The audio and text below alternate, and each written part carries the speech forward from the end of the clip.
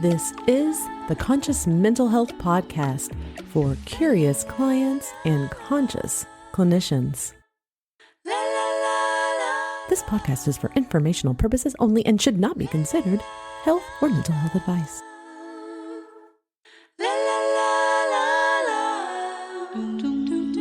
Hey, I'm Juniper, a licensed clinical social worker and mental health educator. And I'm Laurel. I'm a licensed professional counselor and also a mental health educator. Here we are. High five. What is our special topic for today, Juniper? We're doing therapy versus coaching. Mm-hmm. But I've been curious about using versus because isn't that like a competition, like two sports people competing against each other? Like, I don't really want to look at it as a competition.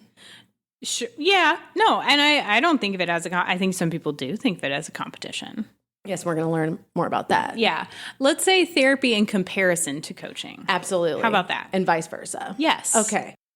What's the difference between coaching and therapy? What is the difference between therapy and coaching? There is a huge difference between coaches and therapists. Should you see a therapist or a coach? What is coaching and how does it differ from therapy? Because coaching is not therapy and therapy is not coaching. Why do you think coaching can get under therapists' skin? Because it's kind of known in our community that it can ruffle our feathers a bit, get a little be frustrating or annoying. Right. Have you seen that in the community? Oh, yeah, for sure. Same. Yeah, and I think anyone who is like in the mental health community or even mental health adjacent has heard some kind of chatter around coaching and like what it is and what its place is. And so I think, therapists, we can get a little territorial, right? And that might be for many reasons. We can talk about them, but I do think we get a little territorial and we get a little frustrated. I think that's a good way to put it. And I think it's because of misinformation. And that's something I'm really excited to talk about today because I think there's misinformation probably on just the way that it's therapy and even coaching is talked about. Yeah. And I'm really excited to like break some of that down because I think the misinformation does cause some frustration. Does that rhyme? Is that a song? Misinformation causes frustration. I was reading through Reddit and one of the therapists was talking about should they have gone to school and done all this stuff when they could have just become a coach. And they said that maybe they're jealous. I could see that. Yeah, that maybe there's like a little envy of like, wait a minute, I did all the school and all these things and it seems like the same thing, but that's misinformation. Right. Let's get started with breaking it down. Okay. Well, before we get really into this, the reason that we landed today on this topic is because of a tweet you sent me. Oh, yeah. I forgot about that. Is it still called a tweet? It's an X message. Let's say tweet. Yeah, we're not going to. It's definitely a tweet. Okay. So this is from @JamesMcCrae77.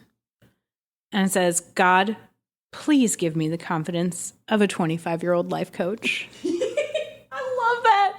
And I mean, okay, it is a little snarky, but I thought it was so funny because as we will see, there is a lot of misinformation and there are a lot of people that perpetuate that misinformation at times. Misinformation causes frustration. And I do think there are some folks in both communities, right, both therapists and coaches, who have misplaced confidence. So I think what might be helpful, what I wondered about as we really got going with, okay, we're going to have a conversation about this topic, right? Because there's so much out there and there's so many people that feel very differently, was I really thought, okay, like I actually don't know where where coaching started. I don't know how it came about. Like what's the history?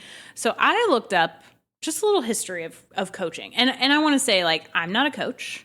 So all of this would be a random person, like, going to Google if they're wondering about that, right? And so I think it is kind of an interesting experiment because some of the things that I find, a person who really is a coach, like a vetted, like, experienced coach might say to me, well, like, that's misinformation. Right. But this is what I found most immediately on the internet about the history of coaching. Can I make a guess before you say it? Because I don't know this history.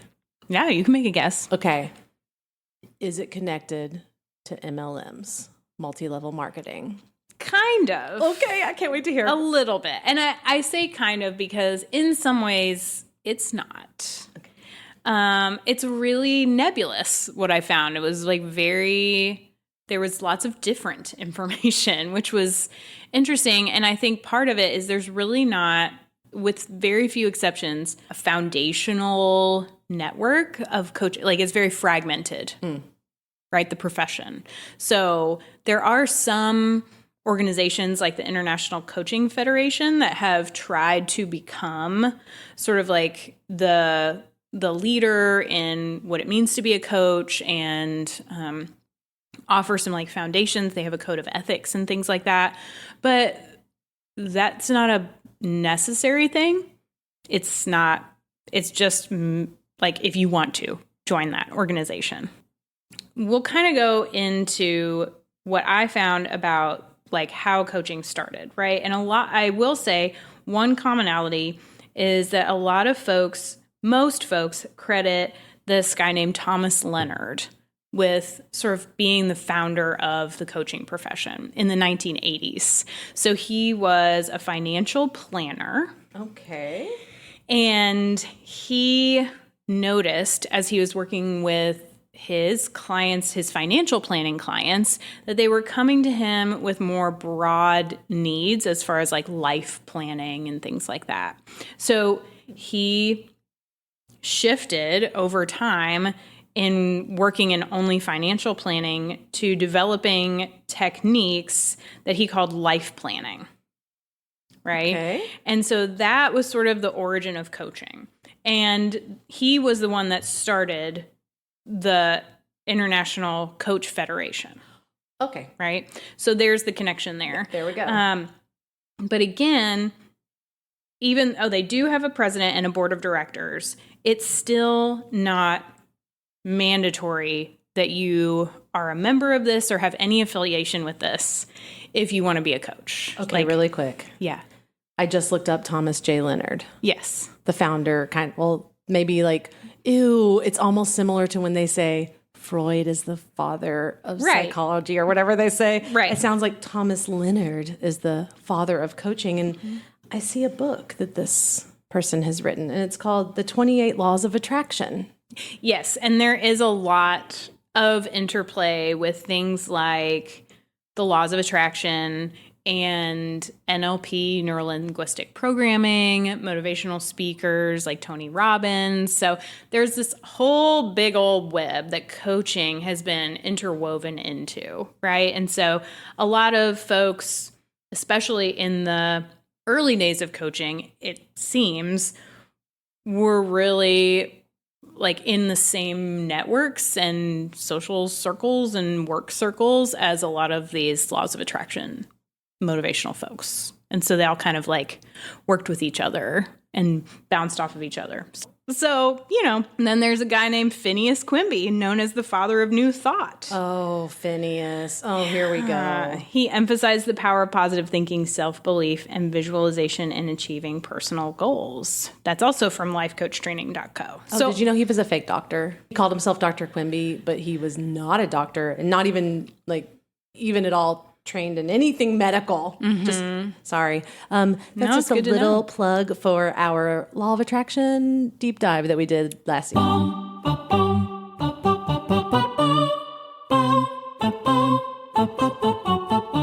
So you can kind of see how there is a little bit of a path that people all like in this field sort of look back to.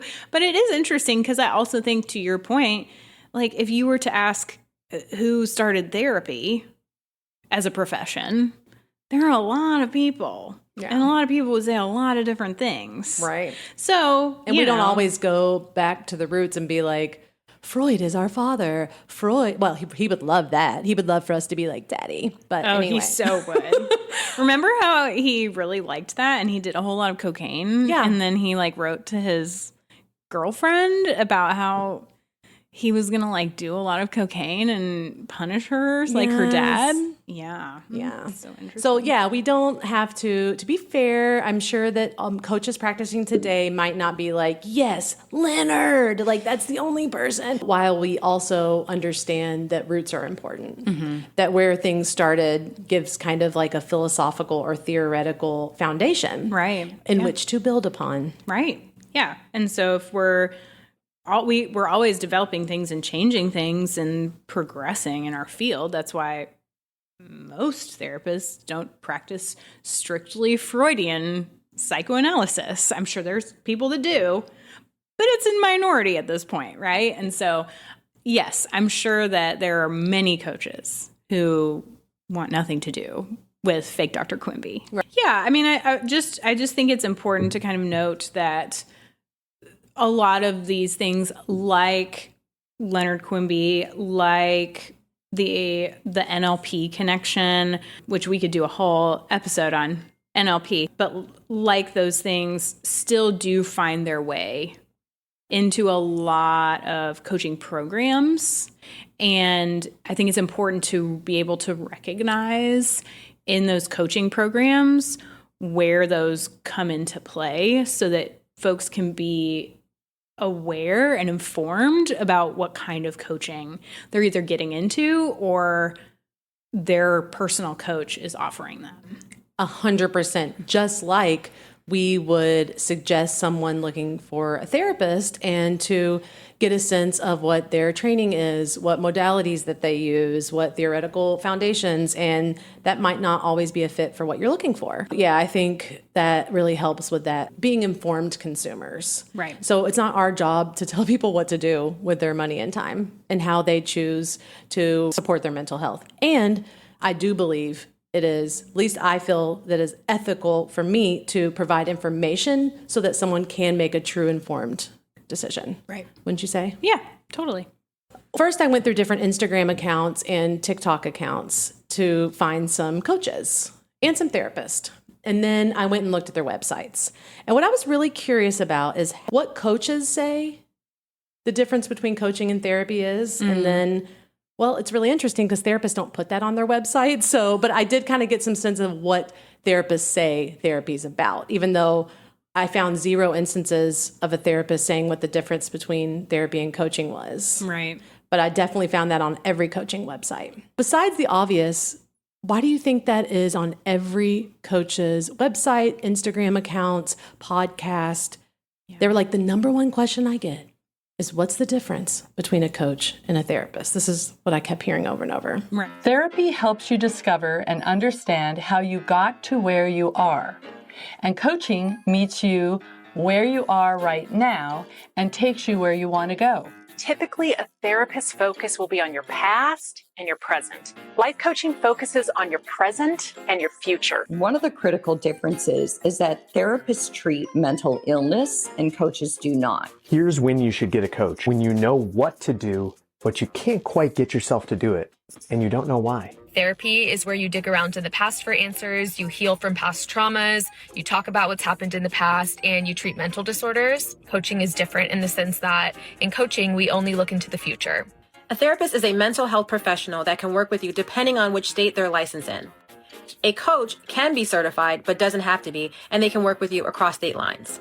And working with a therapist oftentimes is so that there's something in the past that you want to heal and recover from. So the coach is looking at where you want to be in the future to get to a fulfilled life. What's the difference between a coach and a therapist? This is the coup de grace. So the modality that someone is going to be a therapist, and God bless them, in that truest sense, there are certain things that each one can do and others can't. Someone who does heart surgery isn't necessarily going to do brain surgery. The thing with therapy is that it's very like blank slate. So I know you and you don't know me. And I think with coaching and mentorship, that wall gets to be removed. Coaches are not therapists. Right. Well, my sense is in the same way, kind of when we were talking about the history, that therapy is sort of in our society, in our social location, it's not greatly understood, as we'll talk about, but it's a more understood as a concept.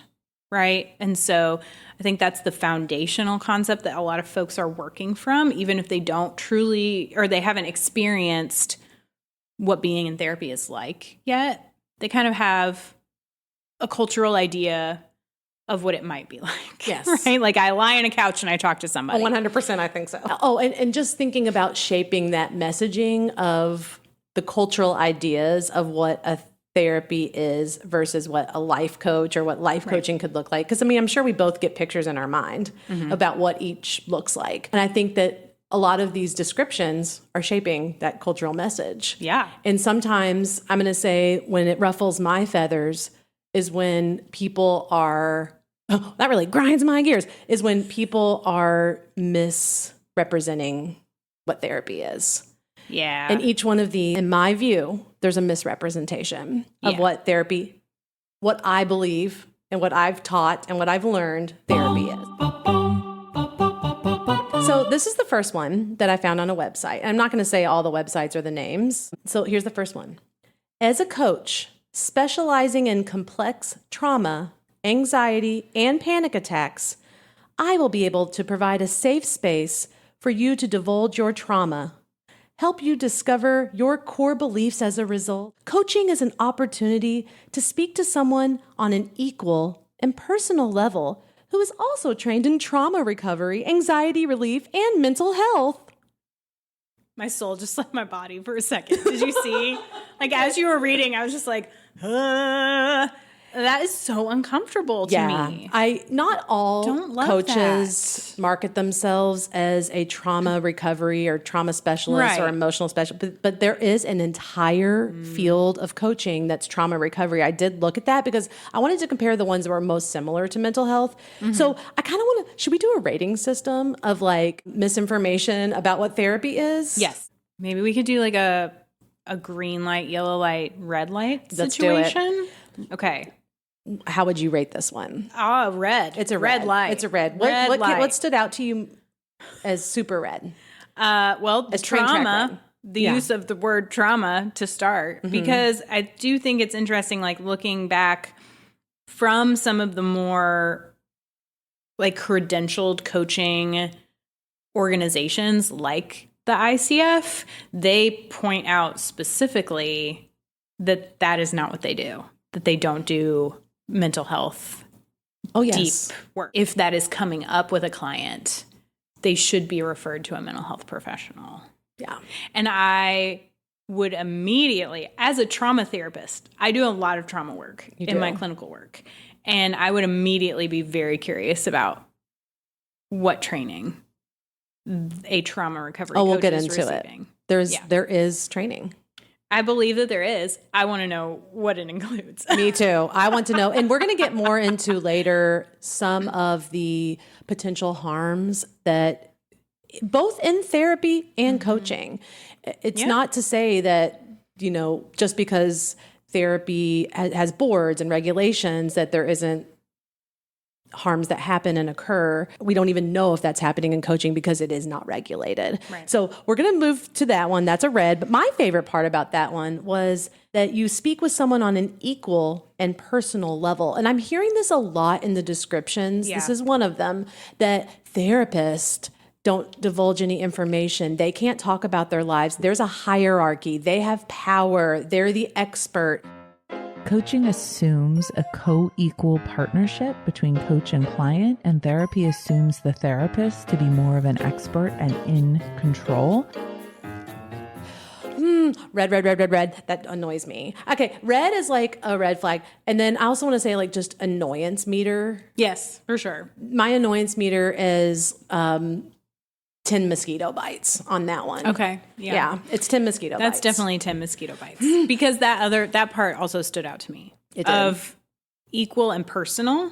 Because we as therapists, I know, have so many conversations about healthy levels of disclosure and power dynamics in the therapy space and the rationale behind why we do or don't disclose or talk about ourselves, being an expert and what that means or not, right? And so to me, honestly, that seems like a dig. But it also sounds very troubling because what does that entail in the coaching relationship? If that's the model of being, what was it, personal and equal? I'm equal, great. But like, how personal are we getting? Because is your client now listening to your trauma in your trauma recovery session? Just curious. I don't know. So this is coming from transformational life coaching, but I was looking, here we go. Okay. Transformational life coaching is about transforming who you are at the core so that you can access your true self, giving you more clarity and clout in all areas of your life. Like client-centered therapy, transformational life coaching involves serious personal growth work and challenges you to face emotional issues in your life in the service of becoming a more powerful person. Unlike therapy approaches, which emphasize recovery, safety, and achieving functional mental health, these techniques used in transformational life coaching ask you to dream and dare beyond a merely good life. There's more.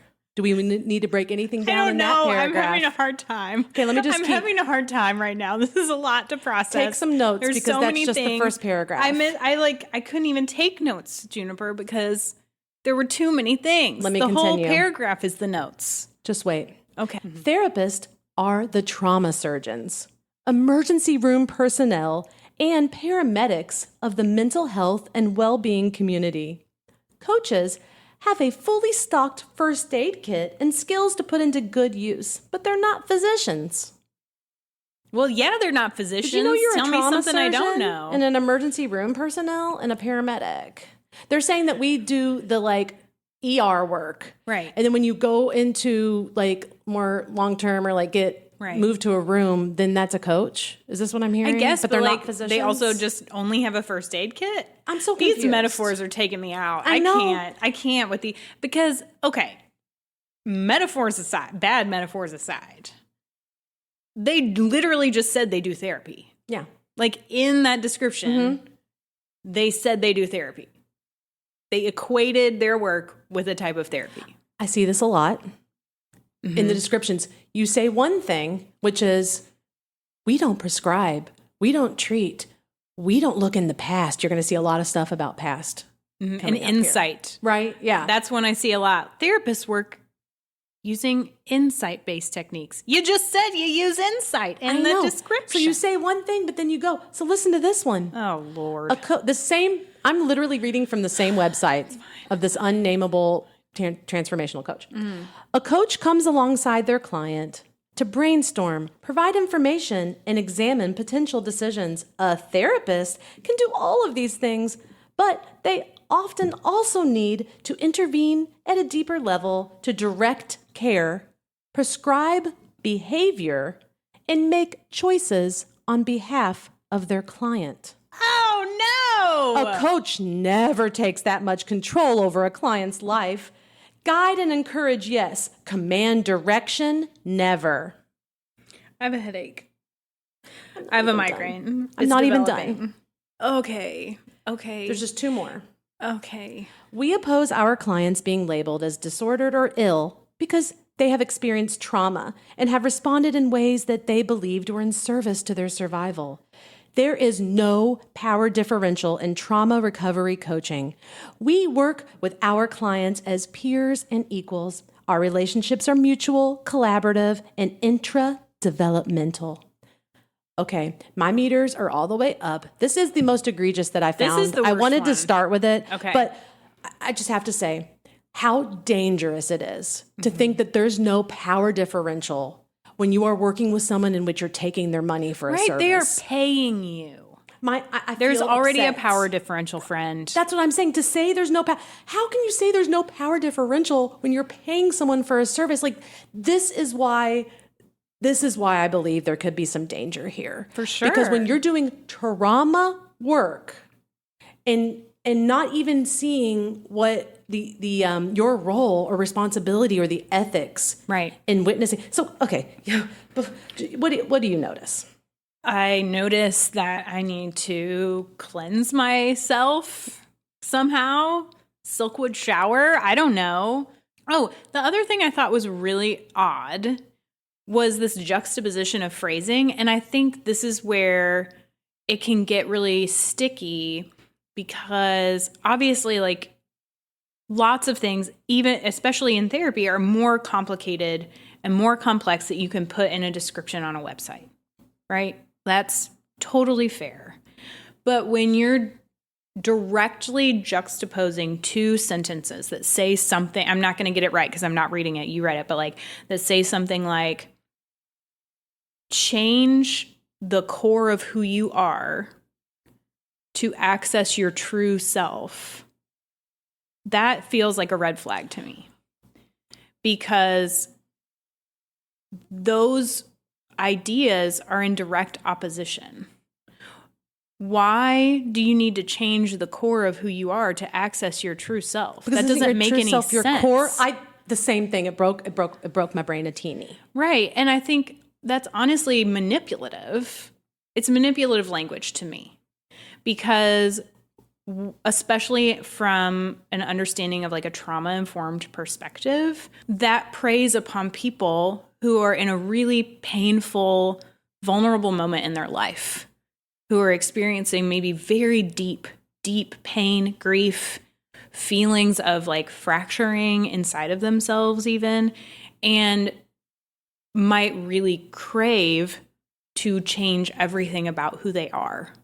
And I think that opens them up to being preyed upon. Yeah. That I have the formula that's going to change everything about who you are to make you a brand new person. But also your true self. That just, to me, sounds manipulative. I will say it again. Gimmicky at best. Yeah. Manipulative and culty at worst. It's hurtful. Because it's harmful. Yeah, it makes me sad. The way you describe that kind of makes me sad. There's so many things here to break down. We could probably spend the entire hours breaking it down. Mm-hmm. Another thing I wanted to bring up, and this is why I chose the trauma recovery coaches. Yeah. Not every coach says stuff like this. And we're going to go into some more benign things. But the trauma recovery coaching really, and I didn't even know it existed until I started looking it up. I'm not saying that you can't be supported in your trauma work by anyone outside of therapy. Yeah. However, as you know, does a lot of trauma work, and from my experience, it is probably for me as a therapist the most difficult work because of everything that we're talking about here. Yeah. The safety. Mm-hmm. And there is safety in having confidentiality, for example. Yeah. There's safety in someone that is being incredibly mindful about the container in which you're experiencing some very difficult, not just emotions, but physical sensations. Right. And so I just get a little concerned about that container and about the ethics around it and the knowledge base. Sure, absolutely. There are times when I have felt, as a licensed therapist for over a decade, that I need more training on trauma or specific type of approach or understanding, because how can you know everything there is? It's just so complex. Do you know how you know? You read Body Keeps the Score. I read that already. Of course you did. But you know what? I think it's outdated. Oh, sure it is. I mean, I read that like cool idea, a while ago. But people will read Body Keeps the Score and then they're trauma professionals. Sure, that makes total sense and is very real and fine. You know how it is. Yeah. The only other thing that I do not love.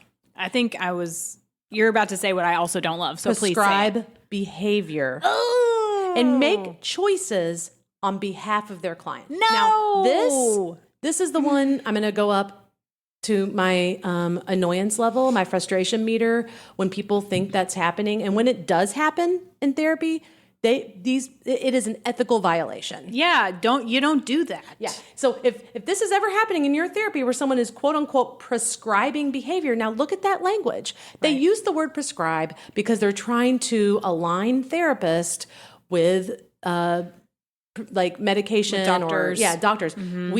We cannot prescribe medications. No. And we also can't prescribe behavior. Yeah. What does prescribe behavior. Laurel, I'd like to write you a script of not talking too much tomorrow. That's your behavior prescription. Please actually write me that prescription. Yes. Like, what is prescribed behavior? And make choices on behalf of their client. That's another one that really hurts me because it is within the core of our profession. Right. Across the boards. Right. We all have different ethics in our licensures, but across the board, it is autonomy of the client. Yep. Agency, autonomy. I would never tell one of my clients what to do. Oh. And if I ever have, I would hope that I would recognize that and correct it because it would not be intentional. No, there might be a suggestion. There might be a conversation. There might be brainstorming should the client, of course, want to do such things. And like the idea, it's laughable to me, actually. Well, it's also laughable to me because clearly this person actually has no idea what client-centered therapy is, because that is literally the foundation of Rogerian client-centered therapy, is that the client is the expert and you are merely there to be supportive of their autonomy and agency and Absolutely. choice. Unconditional positive regard. Yeah. We don't see people, regardless of what is out in the cultural zeitgeist of therapy, we do not see people as broken or ill or just the sum of their parts. You're a bipolar. We do not do that. Right. I don't do that. No. And no other therapist that I work with or talk to does that. And so for it to be verbalized in that, not only do I find it offensive, kind of, but it's just misinformation that is perpetuating stigma. Right. It's misinformation that says that you aren't who you're supposed to be. So you need to level the fuck up and you need to get your mindset correct. Yeah, it's an MLM. You need to make, you need to level up. Right. And like, that's not to me what quote unquote healing is or working through support. It's not because there's something fundamentally wrong with you. Right. Right? Yeah. Oh, there's more. It makes me itchy. I hate it. There's more. I really do. I mean, well, I just want to say I have worked with beloved clients who have also had coaches who were really helpful. Of course, there is a spectrum here.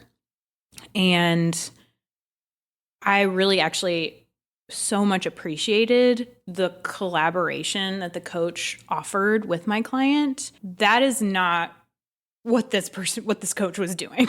Like trauma recovery, this was not anything that these coaches for my clients were doing. Right.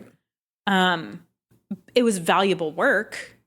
It was not that. I did look up like the definition of life coaching, and in the same way, a lot of the definitions offered, like just through a gentle Google, included differentiations from therapy. So here's a couple of things that I found. Okay. The ICF. Okay. So we're going back to the ICF because they're kind of the big dog in the coaching world. Defines coaching as partnering with clients in a thought-provoking and creative process that inspires them to maximize their personal and professional potential. Okay.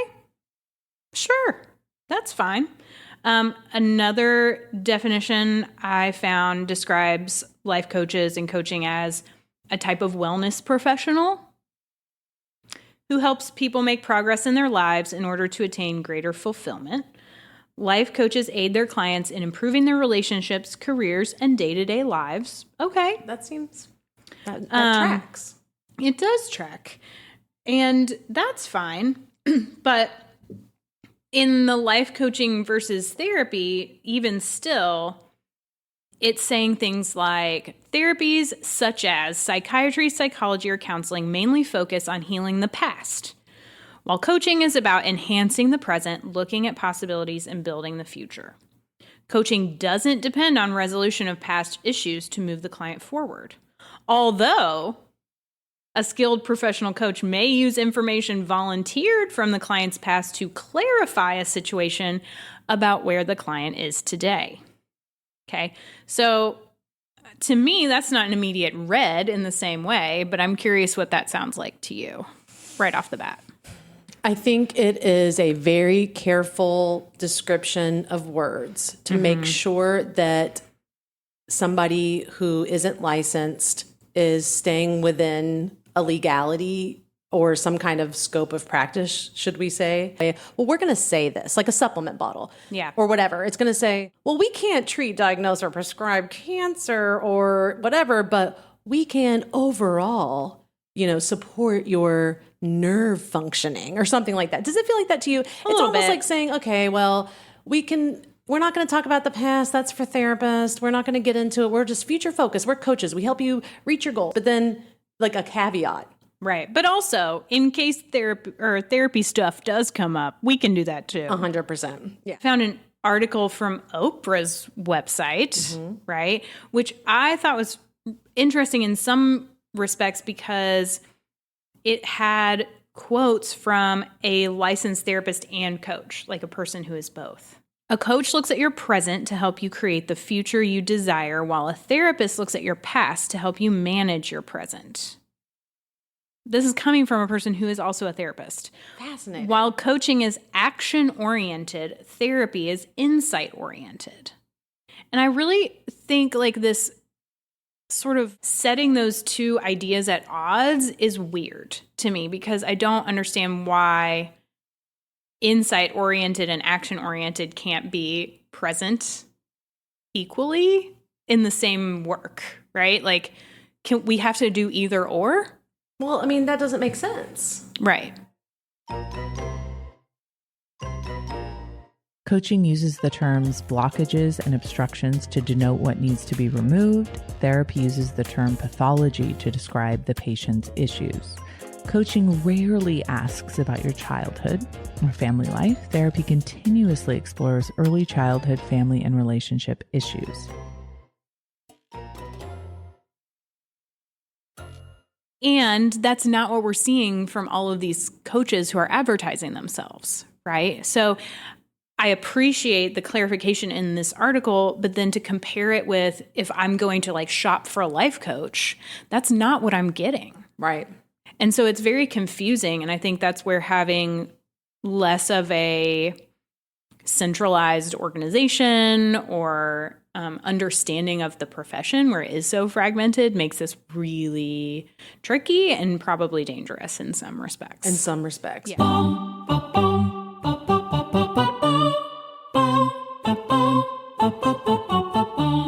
I went into some coaching training. Okay. Opportunities. I'm ready. This is also, I think, a hot topic among therapists, specifically therapists trained in IFS, internal family system. So I found this person and it says, do you want to experience IFS therapy? Now, therapy is the largest word in there in bold. At less than 80% of a session, come to my IFS workshop. Read the caption. I looked this person up. I went to their website. Yeah. They are 100% not a therapist. So I didn't love that they put therapy in bold. Yeah, that's wild. Because IFS is a training that therapists take, and also you don't have to be a therapist to take it. Yeah. I texted my good friend who they are the highest trained IFS I know. They trained with Schwartz in Chicago 6 years to get her full certification IFS. Right. And I said, I said an audio probably being annoying, and I was like, Melissa, what is this? And she says, there's a disclaimer on the IFS Institute site about the difference between therapists and coaches. I can't remember what it says, though. I'll look it up and take a screenshot. Melissa, if you're listening, you forgot to send me the screenshot. I don't like it either. They just changed the training so they separate therapists from everyone else. Let's discuss more, because I really want to know more about that and how you market yourself. So I thought that was like a fine line kind of situation, and also somatic experiencing. Peter Levine's somatic experiencing, you don't have to be a therapist to be a somatic experiencing provider. You know, I am a brain spotting therapist, and you don't have to be a therapist to take brain spotting training either. Interesting. But you do for EMDR. Do you? Correct. Okay. You have to be a not done therapist for EMDR, training. Interesting. So Tell me about that, since you are trained. Yeah, it is really interesting. In my training, there were a couple of folks who were not therapists. And obviously, like, I'm not the gatekeeper of that. Oh, no. But a lot of the stuff we were talking about was pretty, deep trauma focused stuff, especially like at the end. And just, yeah, it's interesting. It's an interesting choice. I love brain spotting. I love being able to be a brain spotting therapist. I'm not sure about the rationale behind that choice. I want to know more but about there that. has been some dialogue in some of the like networking, brain spotting networking groups about that. And people have very strong opinions about it. I bet so. Yeah. Yeah. Yeah, for sure. Yeah. So I feel what I'm noticing just by seeing some of these things is what the fine line is. But what I also notice is the way that it's being talked about, marketed, and described to the public. And I think very similar to MLMs. Let's think about the MLM that sells essential oils. It's like directly on their website and all their things is that they're, what are they called? Consultants, teachers, whatever. They're people. Like they cannot make claims that essential oils can treat anything. And so what ends up happening is people go on social media and start making claims, big claims, huge claims, like claims that it treats COVID and things like that. And so these people, if they get caught, they will get terminated from the MLM supposedly. So it's like there's standards set, very loose standards being set here about how to market things. Like IFS will say there's certain things you can't say or do at practice, working IFS with clients when you're not a therapist, and it's being marketed as therapy. Oh yeah, clearly, because I have that screenshot of that thing, and so I guess that's where I'm really starting to be curious about. Like, I don't even think it's what coaches do versus what therapies. Well, it could be coaches and therapists. Both could be acting out of scope. For sure. But I think where I'm really starting to get more information about why this is such a hot topic and can raise our meters really high is the words, the language, the marketing. And to be honest, I don't like someone calling themselves a therapist when they're not. You know what else? While we're at it.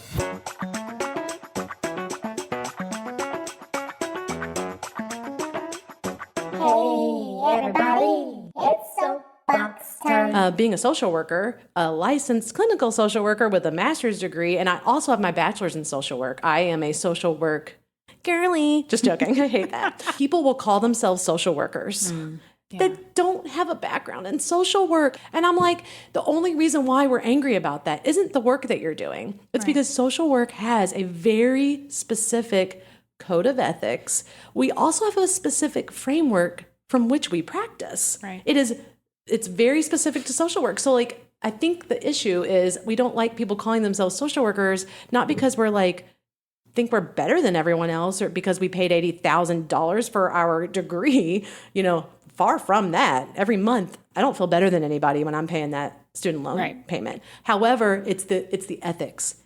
It's the foundation. I'm really proud of social work because we have some really foundational pieces, like theory pieces that feel important to me, like systems thinking. And so don't call yourself a social worker if you don't know what person and environment it is, please. What I've noticed too, and I'm sure you did in your research, is that a lot of people that get into coaching, I wanted to say 100% of people, it's from their own story. So this particular person, CPTSD survivor.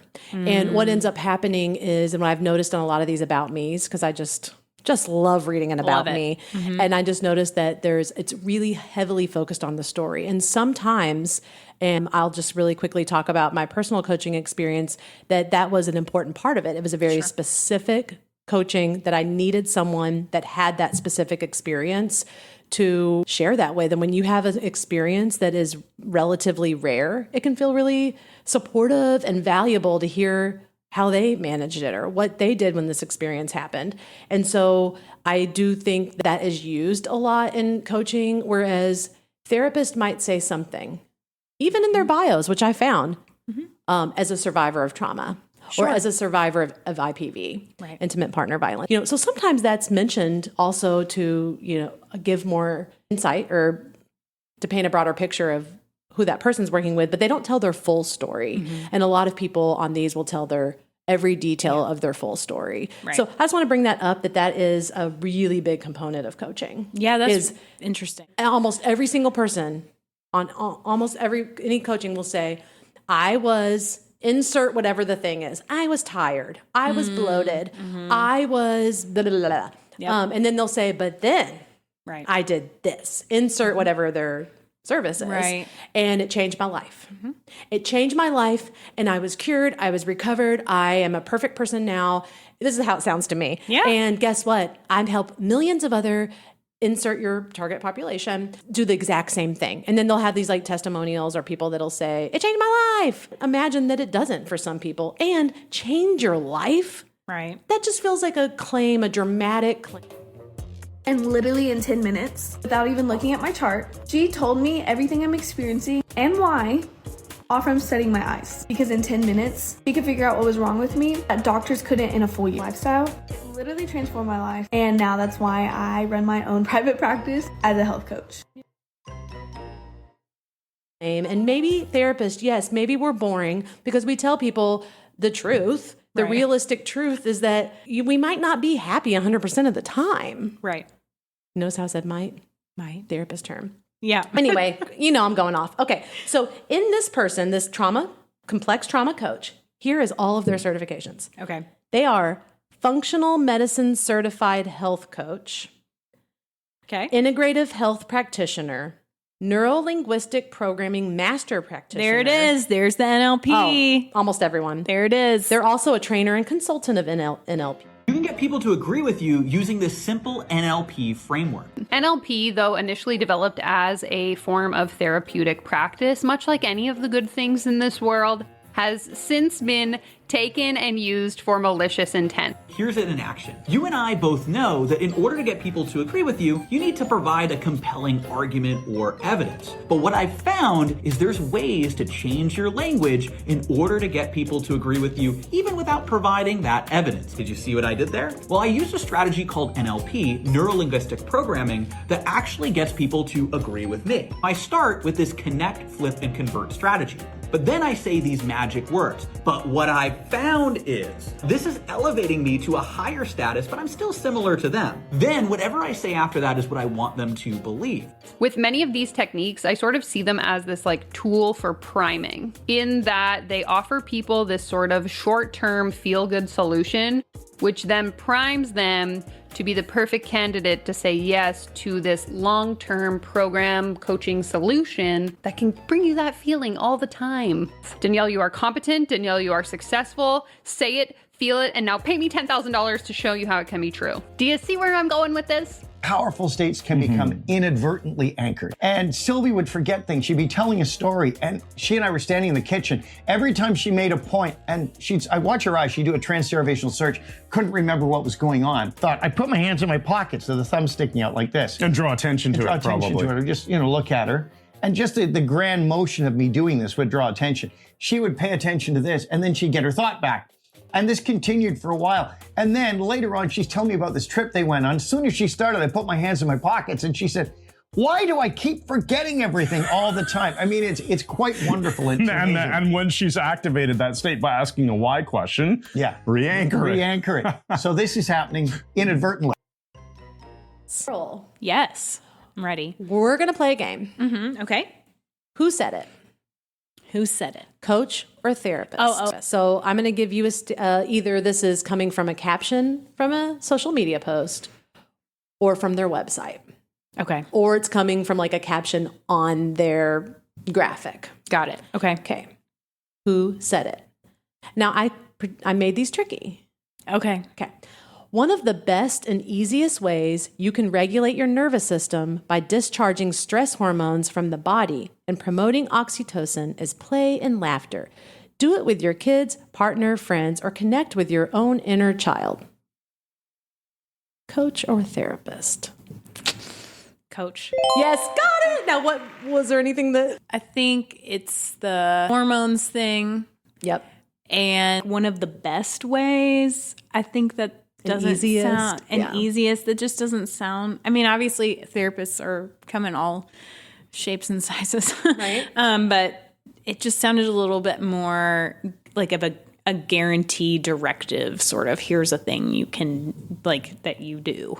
to change this thing. Yeah, that spoke to me. And also inner child. I don't feel like we use that language as much anymore. I feel like that's kind of an 80s pop psychology term. We might use the language, but I don't hear inner child being used as much. We might talk about core wounds. We might talk about those parts of ourselves, but I feel like inner child is still kind of like, I don't think a therapist would use that directly on social media. Do you? Yeah, I feel like if we were to use it, it might come up in conversations with an individual person potentially, if it feels like a good fit for them. Yeah. But I don't know that it's like something that therapists would often use as a selling point. Yeah. Yeah. Yeah. I don't think so either. Okay. Who said it? Mm-hmm. Unprocessed trauma always has physical manifestations. A coach. Got it. Always. It's the always. It's the absolute, like, of the language. Right? Like, always? I know. Hard truth. If you want to heal, you need to start paying attention to the role you play in your own suffering.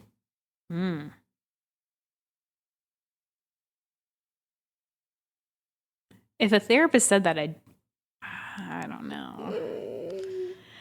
It was. It was a therapist. Yes, but guess what? Then I found that repurposed. By a coach. Yes. And they had their name on it at the bottom. Wow. But yeah, that's giving plagiarism. That's a therapist. I'm not going to tell you which therapist. Okay. I mean, yeah, that's just, again, like, I think that is so absolute. And I guess that could come up in some contexts, but it's not applicable to everybody. No. Okay.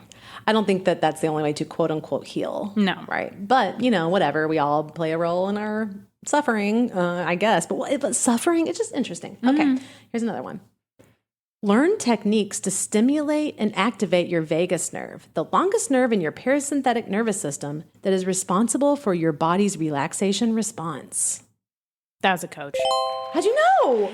It's a somatic anxiety coach. It's too much sciencey language. You are so good. It's like, can we dig into that? Of course. But like, why are we putting so much of that like up front in the caption? Right. Like, why? Who said it? Worrying can't prevent a future situation from happening, even if your anxiety tries to convince you otherwise. A therapist. Yes. Tell me. I feel like that might be something I would say in specific times. Yeah. I mean, that's true, right? I think that's true. Yep.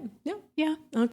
Secure attachment is no longer worrying that the love will go away because the bond feels safe to your nervous system. This is a hard one. Coach. Ding, ding, ding. Yeah. Yeah. Coach, because again, it's too much explaining. Like too much absolutism. And like, why do we need to front load all of that? Yeah. Right. It's odd. The love will go away because the bond feels safe to your nerves. It's like, yes. And like, but the way they wrote it. Yeah. So this is a certified somatic healing mentor, breathwork facilitator, and relationship coach. Yeah. They also offer a 2-hour recorded workshop for $100 and memberships. And their key thing that they use are energetic maps to heal the root cause of your triggers. It's just oversimplified. I think that's where I'm like, it's the oversimplification of like a really complex topic. Who wrote this on their website? I help millennial women chill out, get confident, and trust the dating process so that they can find love the way they want and keep the love they find. I get it and see you. I think that's a therapist. Absolutely. Yep. They specialize in couples and relationship therapy. Mm-hmm. Mm-hmm. So how about this one from a website? Who said it? I help women heal old relationships and align and attract a healthy, secure, fulfilling relationship with their partner. Coach. 100%. Align and attract. That's like laws of attraction shit. Right? Yeah. This is a relationship coach, and you have to DM them for a free discovery call. We've got a winner. You are 100%. I would have never guessed that. You've tried hard to trick me. I know. 100%. I wonder if our listeners got 100%. I don't know. I bet you so, because we explained everything so well. Let us know if you took the quiz along with me. And you got 100% or not. But yeah, I'm impressed. I feel like you deserve a prize. I do. We'll figure it out. I fully do. What should Laurel's prize be? That's not financial, because we don't need money to always treat ourselves. So Laurel. Yes. I think in this deep dive, it wouldn't be a true deep dive if we didn't talk about cost. Right. And so I want to kind of talk about cost and talk about the cost to the practitioner, or kind of like what that looks, how that looks different, and what that means, if anything. Yeah. So what did you find on cost? Did you find anything? Well, I thought it was interesting because I accidentally went down a rabbit hole about a very specific coaching program.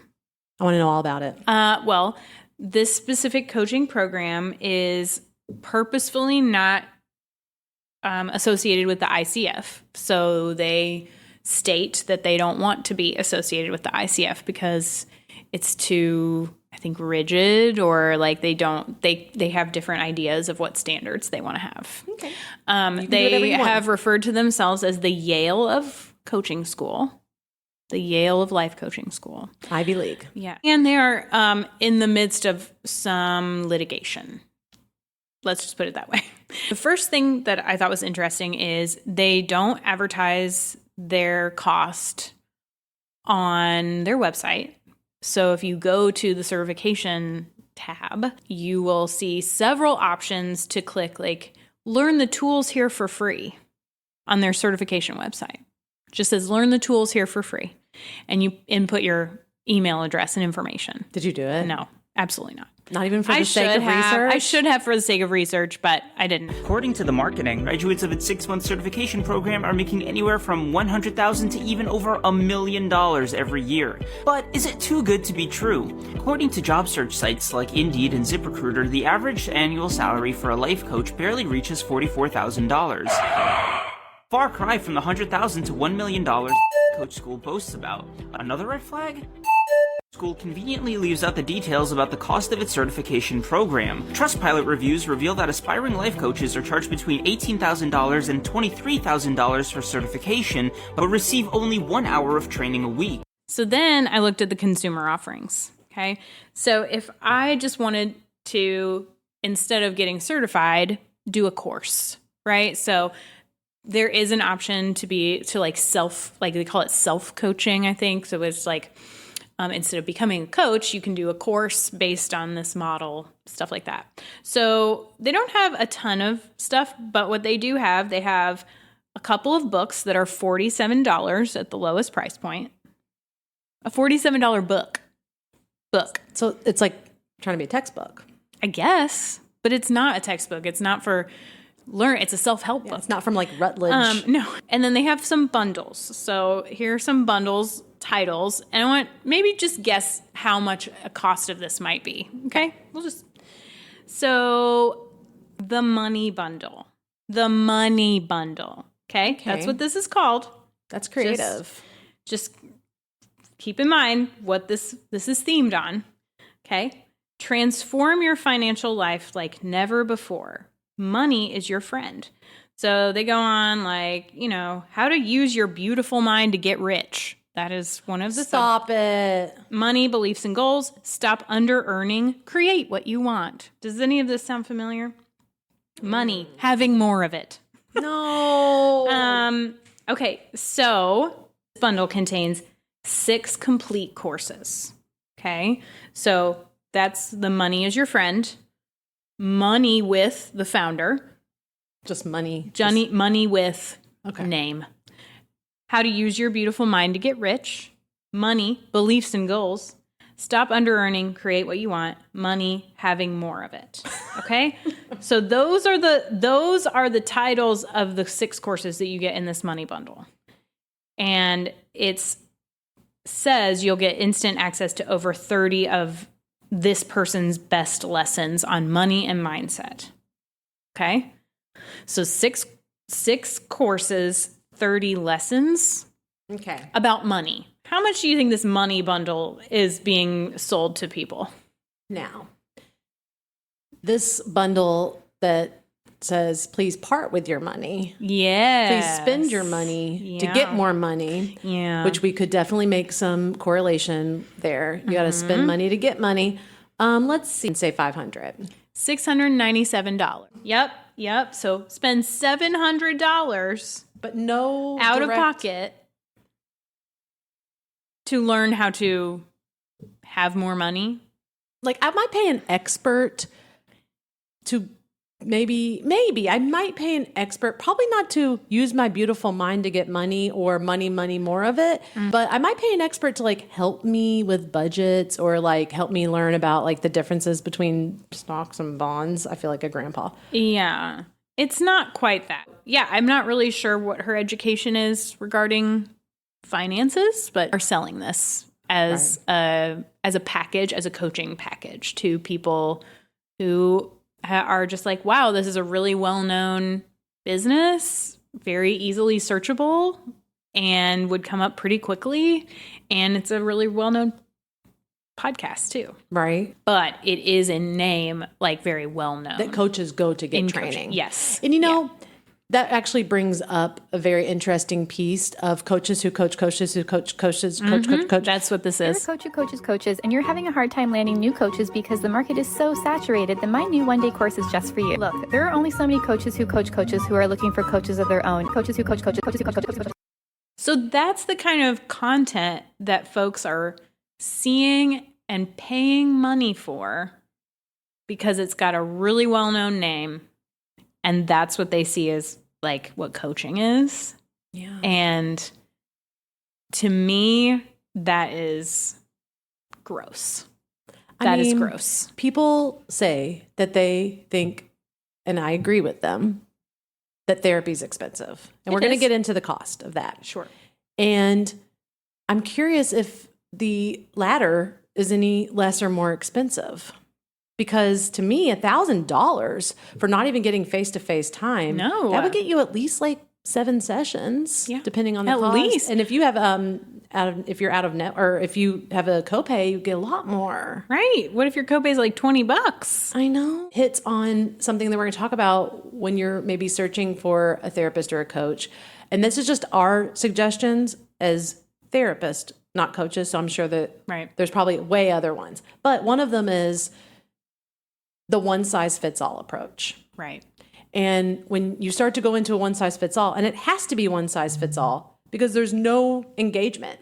Right. You're only seeing other people's recorded calls, which might not be like your situation or might not have the same story. So like to me, that's already problematic because you're getting information that is generic in a way. Right. And maybe there's some information that is universal or that could be applied in a lot of different ways.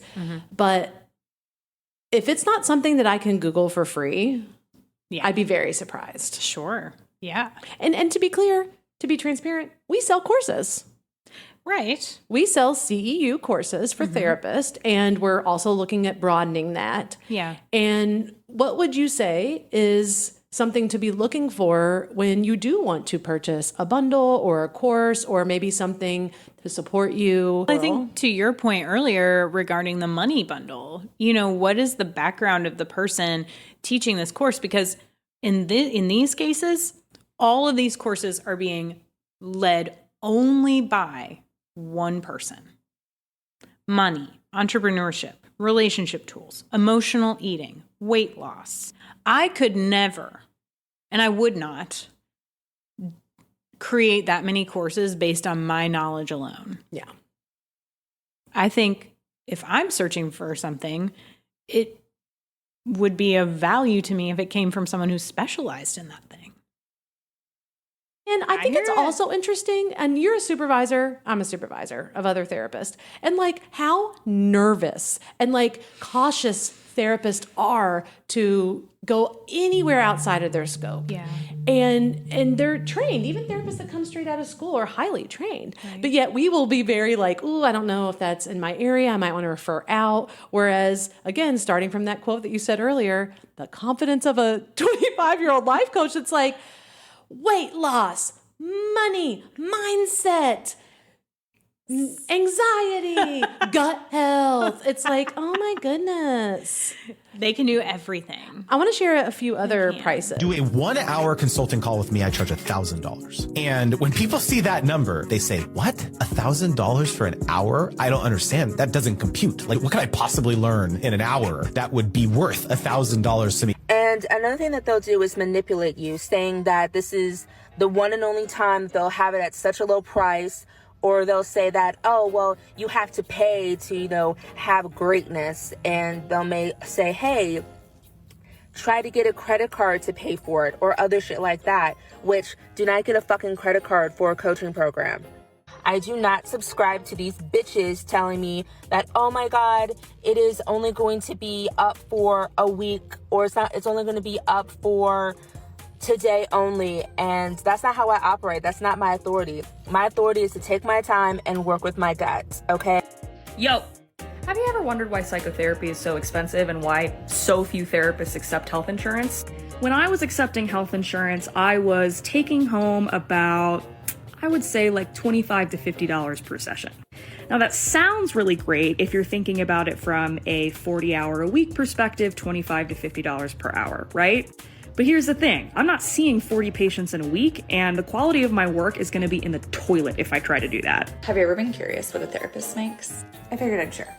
29 originally scheduled. I had 1 no-show me, 4 cancel on me, and 2 I had to cancel. My kids got sick, which I try not to do, so I just rescheduled them to next week. So that was a total of 22 being seen for the week. I made $1,980, and that included being out on the 4th of July. All of them are insurance-based except 2.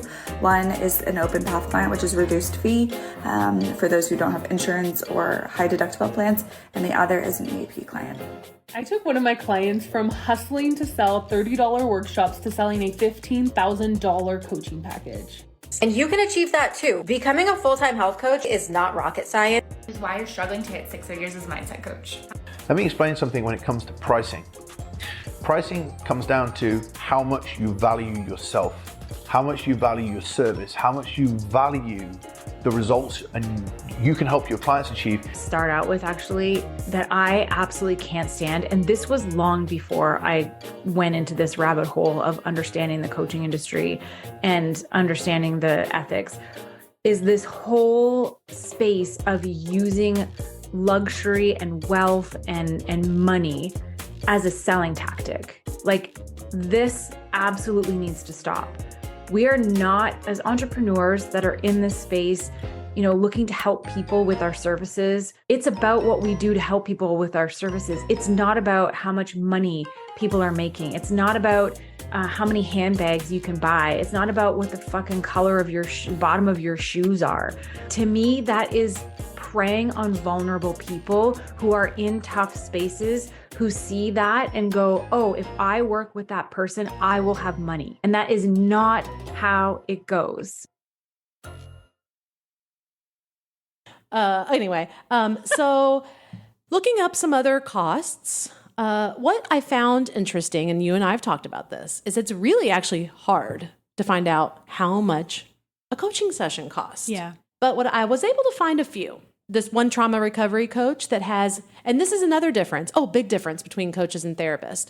Therapists don't do packages typically. Yeah. Actually, I was discussing it with another therapist. It might not even be legal for us to do that. Yeah, I think there's a lot of ethical problems potentially. With like bundling and packaging, because it puts a timeline on sessions, and that's not always ethical. Right. But coaches definitely do packages. So they did a 12-week package, and then they said once the program's over, the single session rates are, quote, email me to find out.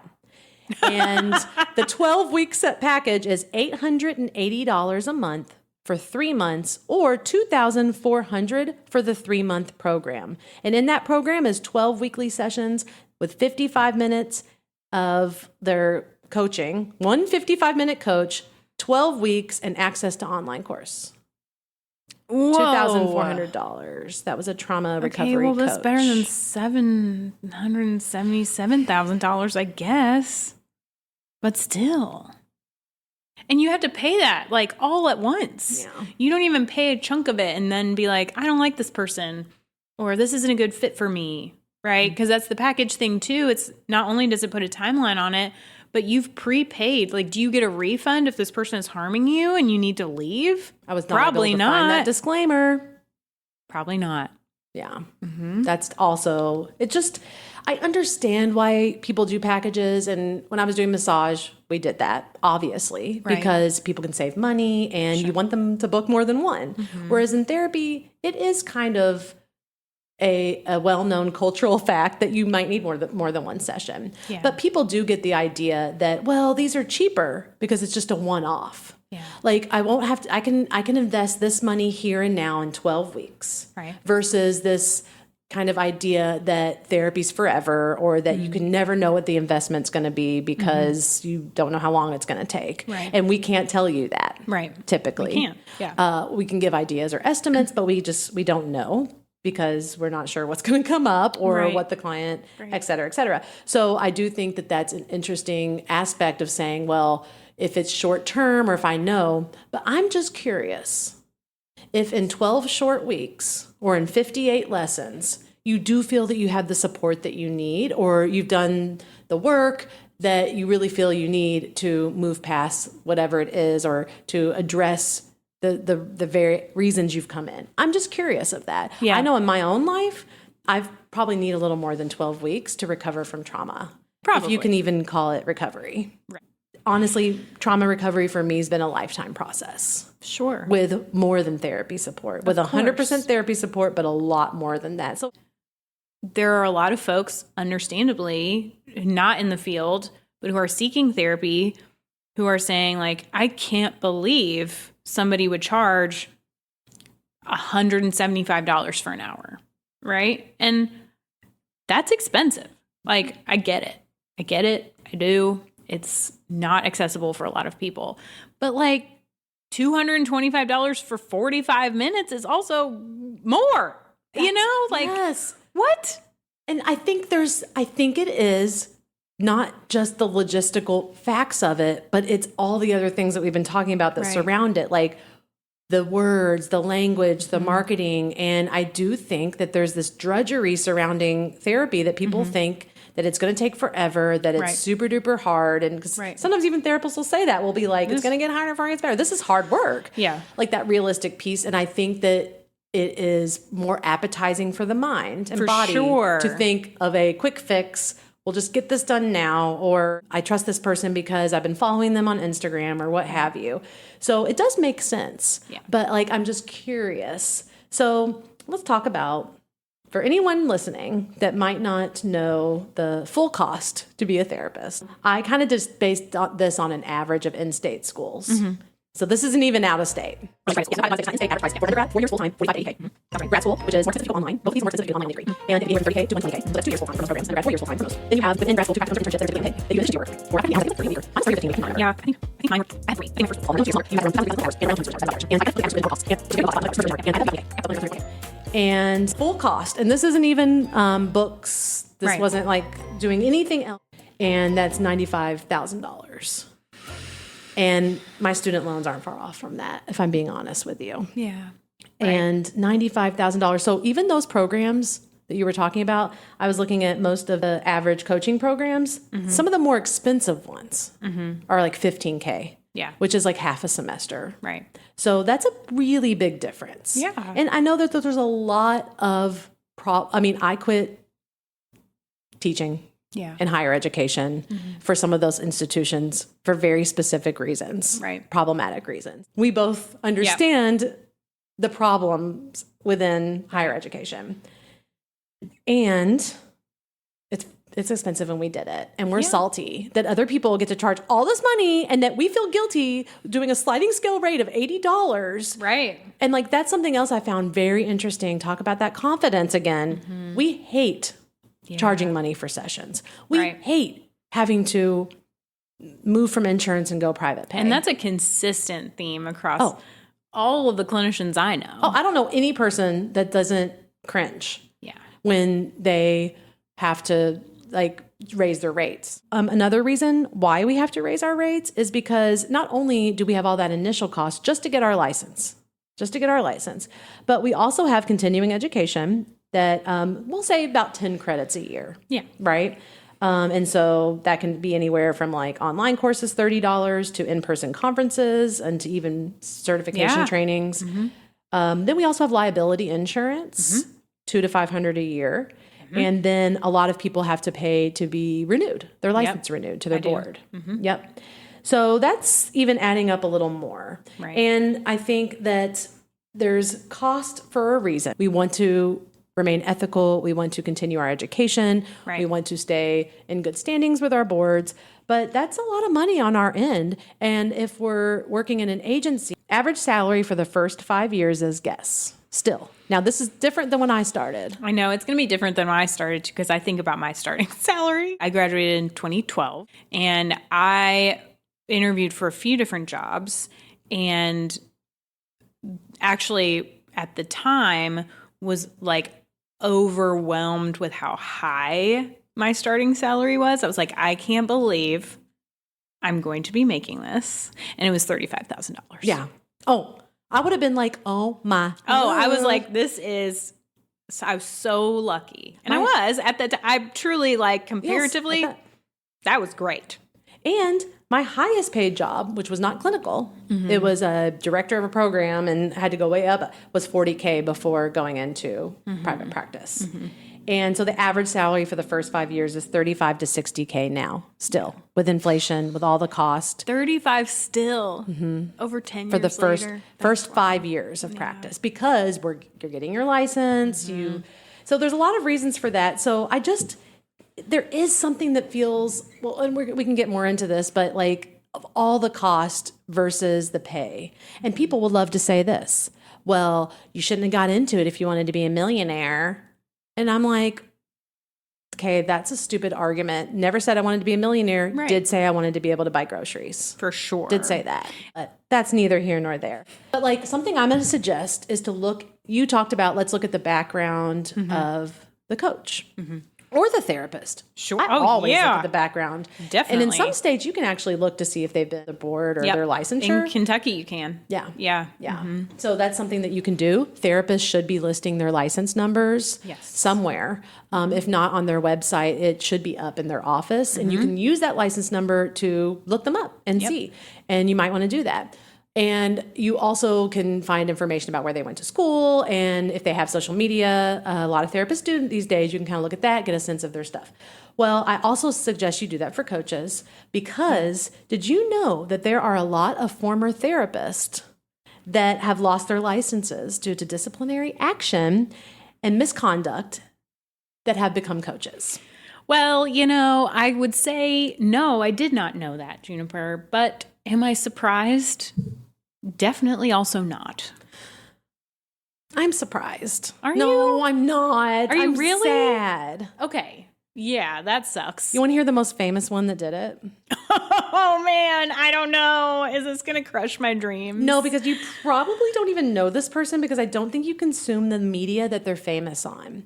Okay. But it is former Dr. Keith Abloh. Are you familiar? I'm not actually at all. Who is this person? Well, they're super duper famous apparently, but for a very specific crowd. I'm going to really quickly show Laurel this person. Okay. I kind of did a deep dive into them. Oh, okay. Does the face look familiar? No, but I feel like I'm making a lot of very quick judgments based on his headshot. That's my own bias coming into play, but he looks a lot like he would be a guest on Joe Rogan. Absolutely. And or the Tom Bilyeu thing. Yeah. Or what's his face, Jay Shetty. Sorry, all the fans out there, but this person probably has been. I'm going to look it up. Okay. So Keith Abloh was once a commentator for Fox News. Oh, that's why I don't know who he is. Exactly. I was going to say, I don't think you consume this type of media, but he was once a commentator for Fox News and regularly made appearances on prominent TV programs. So I did look up a little bit more. He has tons of books, but they're all like fiction books. Interesting. Like psychological thrillers and all kinds of interesting things. You do you. Yeah. But this person was pretty famous. They were, a former commentator on Fox News, practiced psychiatry for over 25 years before. So this is what his website. Psychiatrist. Yeah. So this is what his website states. Okay. And so he still sometimes goes by doctor, but he says practiced psychiatry for over 25 years before developing his own life coaching, mentoring, and spiritual counseling system.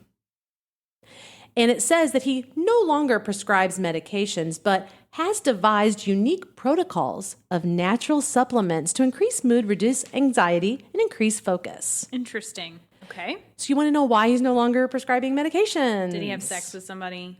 I love you're going straight from that. I mean, it's usually his that. medical license was suspended because he allegedly had sex with multiple patients. I knew it. Diverted controlled substances from patients. He got his license renewals fraudulently and displayed and pointed a firearm on multiple occasions in a manner that scared an employee. Wow. Okay. Well, all good reasons. Do you want to know what the board announced about this person? That he posed an immediate and serious threat to public health. And now he's a coach. And nobody can do anything about it. I mean, he can call himself whatever he wants and charge as much money as he wants. And that's a little scary. And prey on vulnerable people who want support and skills. Yeah. And spiritual counseling. Mm-hmm. Oh my goodness. Oh, interestingly enough, this he doesn't have a Instagram. Okay. But he does have a YouTube.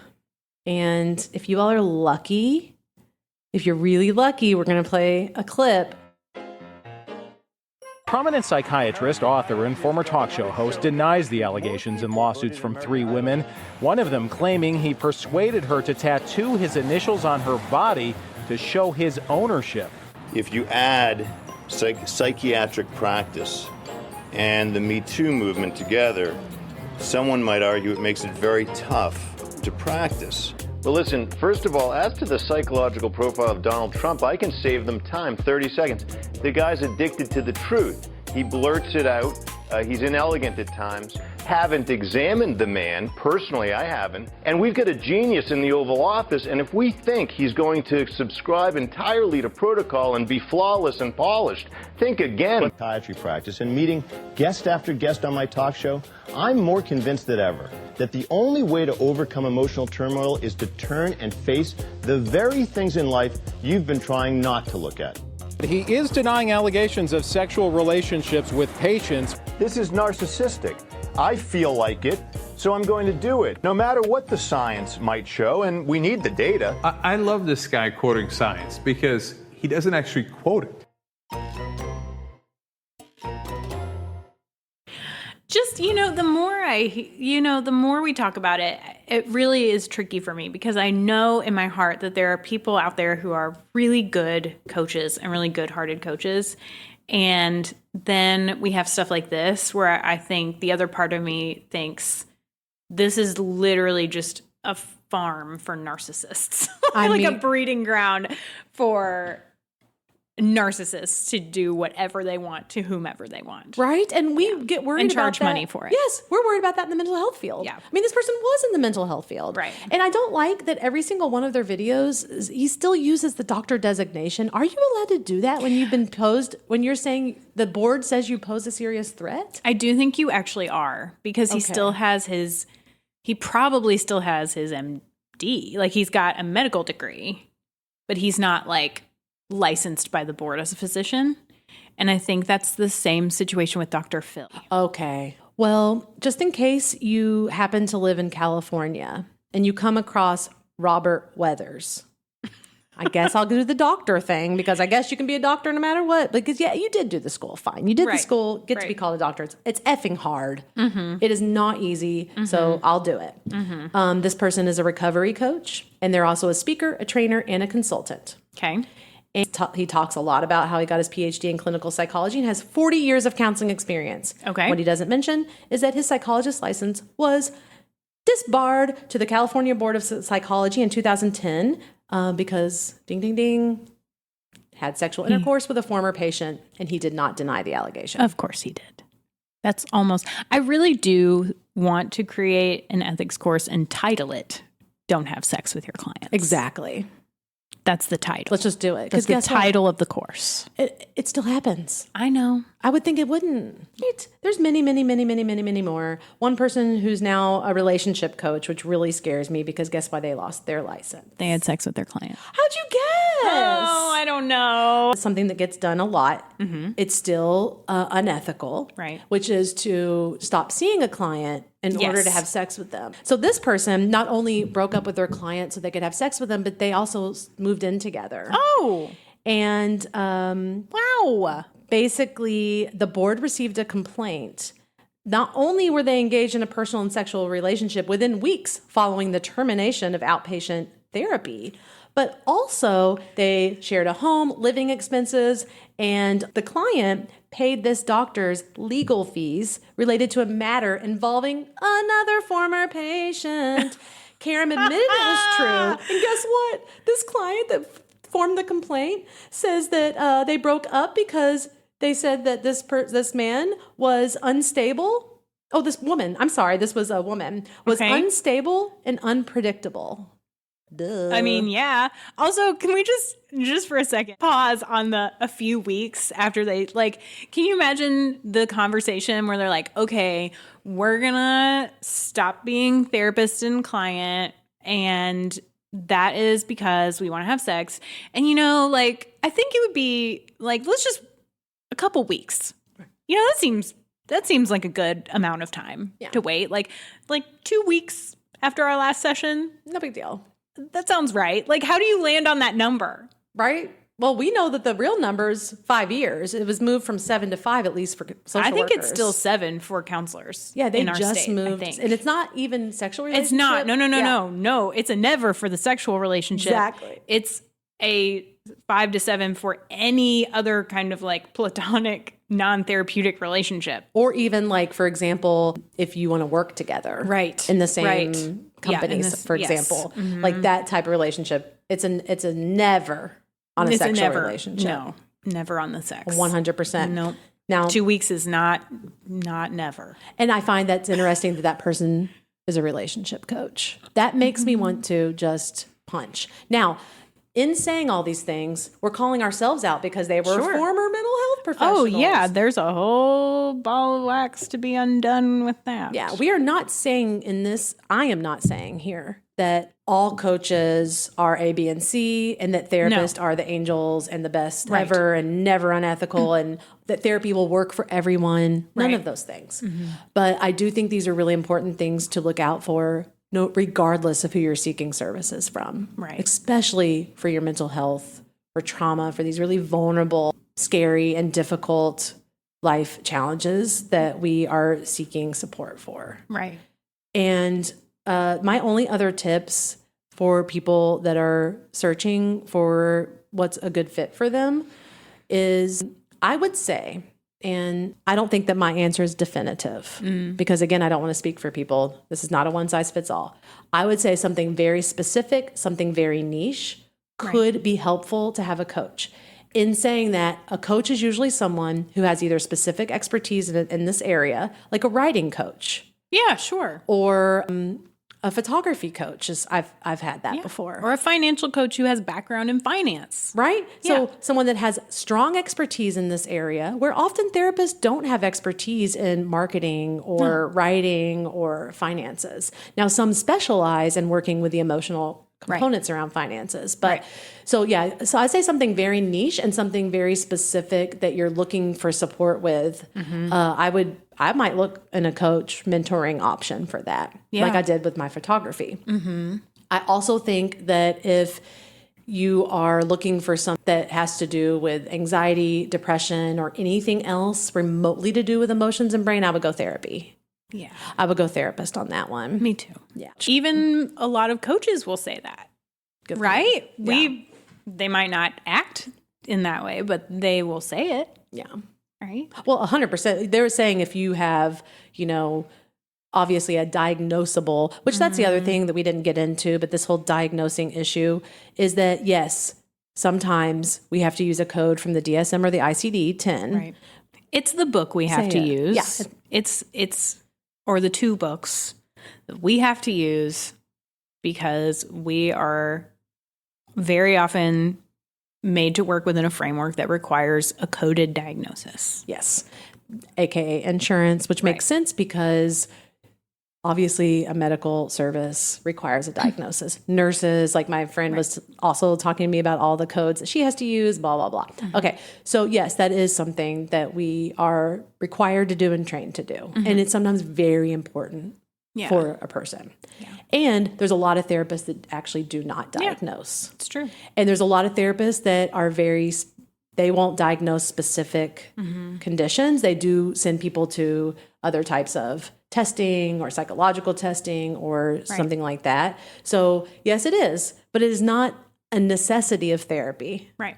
And therapists that do not bill insurance likely will not do a diagnosis because they don't have to. I mean, they might, if you want one, you can flip through the book and give yourself one. Sure. No, I'm playing.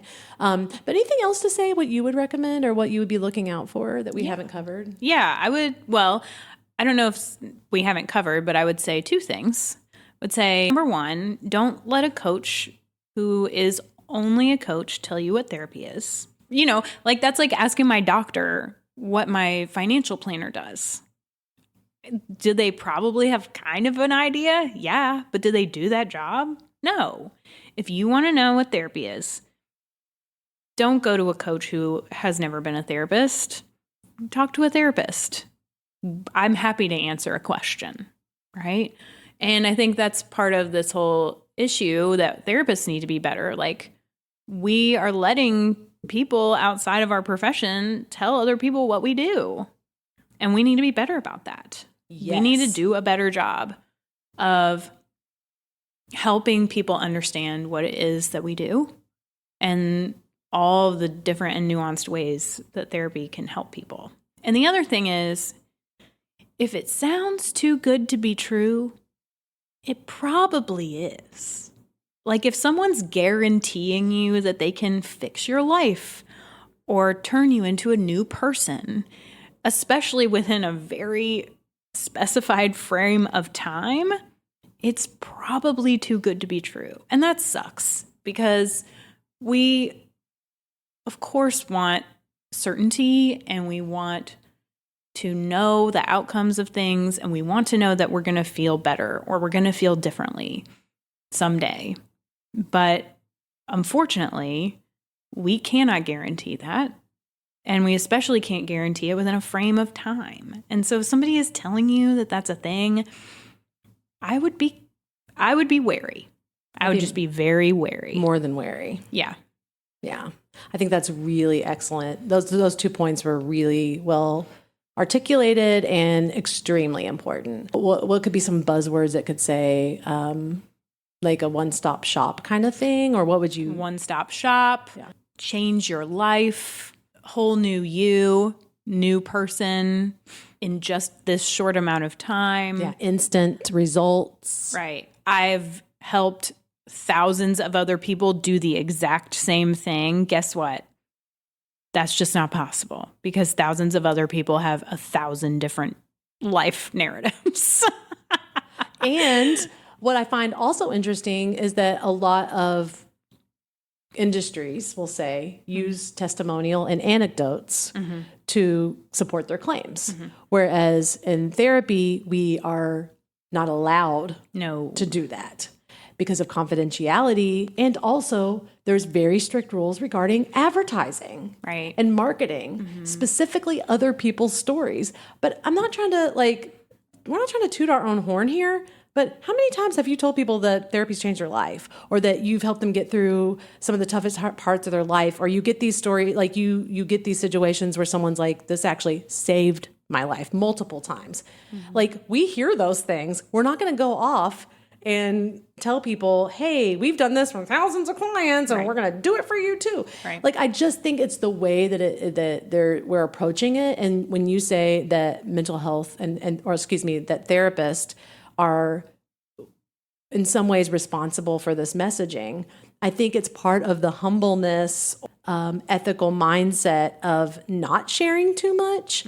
And then we do have some of the TikTok therapists and the Instagram therapists, which there's no shade necessarily, but I do think it's not always doing a service for the very complex issues of therapy. To your point, Laurel, when you were saying like one thing or instant, these are complex issues.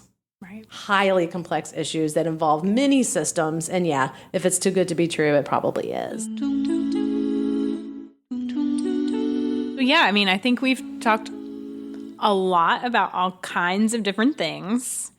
And it just kind of goes to show that like this topic is so, again, like complicated. There's not really a great pat answer. But it's just, again, like a idea of be informed before you enter into something, before you give your time and your energy and your money. And if that's not therapy, then that's fine. Just be informed. Absolutely. And don't let anyone convince you that they have a secret that you don't have, because that's just not true. Nope. You have a choice. Yes, you do. Like what you just said, if you don't feel comfortable with someone, if they're not a fit for you, even if they're famous, even if all your friends like working with them, even if they have 5,000 degrees or certifications, if you don't feel comfortable, you do not have to keep going. That's right. Yeah, there's nothing wrong with you. You trust that. Yeah, That's including a therapist. 100%. Therapy is so relational that having a good fit, in my view, is like halfway there. Yeah, I would say it's one of the most important pieces. Right. If not the most important piece. Yeah. And if you have other questions about what is therapy, right? Or anything else that you were wondering about as we kind of bounced around through our deep dive on some of these different elements of therapy in comparison to coaching, let us know that too. Yes. Yeah. And if you have any clarifications for us, if you're a coach, actually please call in. We have a speak pipe where you can do a voice recording or an email, and we'd love to hear your thoughts because we want to know more. Yeah, coaches who really love what they do and feel good about what they do, I'd be really curious to hear from you. Yeah. And that, I mean that. Like, please call us and let us know what you think. Right? And we do have a previous podcast episode with Heather Ross, who is a person that I worked with and who I think does excellent work in the recovery space, specifically for parents. And I think she's worth a look. She also has a podcast in which I forget the name, but we'll link it. That sounds But great. we have a podcast interview with her if you'd like to hear what a real coach sounds like. No, I'm just playing. Hear from a really well-informed, professional coach who knows what they're talking about. Absolutely. And who has been doing this work for a long time. Yeah. And who is really ethical and good. And so I want to make sure to give Heather Ross a shout out because she does great work in that space. Cool. All right. Peace. Bye. First deep dive. I don't feel like I'm going to go to sleep. I need a snack. Yeah, definitely need a snack.